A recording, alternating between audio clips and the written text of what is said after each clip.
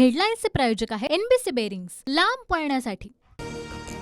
शिवसेना शिंदे गट विधानसभेच्या 126 जागा लढण्याच्या तयारीत। वर्षा निवासस्थानावरील बैठकीत 100 जागांसाठी निरीक्षकांची नेमणूक।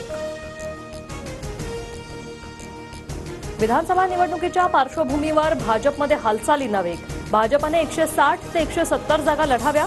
नेत्यांची बैठकीत मागणी। 9 ऑगस्ट पासून राज्यात पक्षातर्फे संवाद यात्रा। महायुतीत 80 ते 85 जागांवर अजित पवार गटाचा दावा। विधानसभेत अजित पवार गट 288 मतदारसंघाचा सर्व्हे करणार। विधानसभा निवडणुकीसाठी मवियात 96-96-96चा फॉर्म्युला ठरल्याची शक्यता। पवार आणि ठाकरे गटाचं जागा वाटप निश्चित, तर काँग्रेसच्या निर्णयाची प्रतीक्षा। सूत्रांची माहिती। विधानसभेसाठी मवियाचा फॉर्म्युला ठरला। लोकसभेप्रमाणे जिंकेल त्याला जागा। खासदार संजय राऊतांकडून स्पष्ट। तर मविया 280 जागा जिंकणार, संजय राऊतांचा दावा। विधानसभा निवडणुकीत ठाकरे गट मुंबईतील 36 पैकी 25 जागा लढवण्याच्या तयारीत। लोकसभा निवडणुकीत मताधिक्य मिळालेल्या मतदारसंघाची ठाकरे गट मागणी करणार। पूर्व विदर्भात काँग्रेसची सर्वात जास्त ताकद। 99% जागा काँग्रेस लढवणार। काँग्रेस नेते अभिजित वंजारेंची माहिती। अजितदादा महायुतीत राहतील ही अपेक्षा, पण राजकारणात काहीही होऊ शकतं। शिंदे गटाच्या संजय शिरसाटांचं भुवया उंचावणारं वक्तव्य। सरकारी योजना लोकांपर्यंत पोहोचवा। महायुतीत लढायचं, एकमेकांवर टीका करणं टाळा। बैठकीत मुख्यमंत्री शिंदेंच्या नेत्यांना सूचना। उपमुख्यमंत्री अजित पवारांकडून विशाळगडाच्या पायथ्याची पाहणी।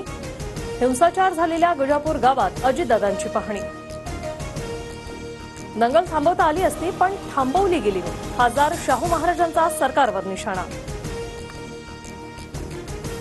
जरांगींची प्रसाद लाड यांना शिवीगाळ। प्रसाद लाड यांच्यावर टीका करताना जरांगींचा तोल सुटला।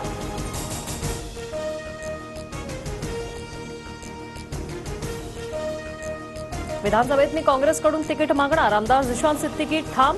विधान परिषदेत बदनामी झाल्याचाही सिद्दीकींचा आरोप।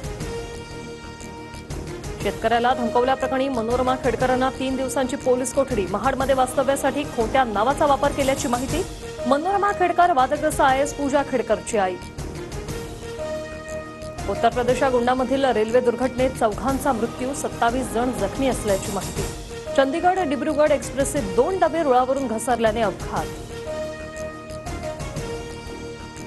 कोकण आणि विदर्भात पुढील 3 दिवस पावसाचा जोर कायम। रायगड, रत्नागिरी, सिंधुदुर्गात मुसळधार पावसाची हजेरी, तर हतनूर आणि गोसेखुर्द धरणाच्या पाणी पातळीत वाढ। हेडलाईन्सचे प्रायोजक आहे एनबीसी बेरिंग्स, लांब पळण्यासाठी।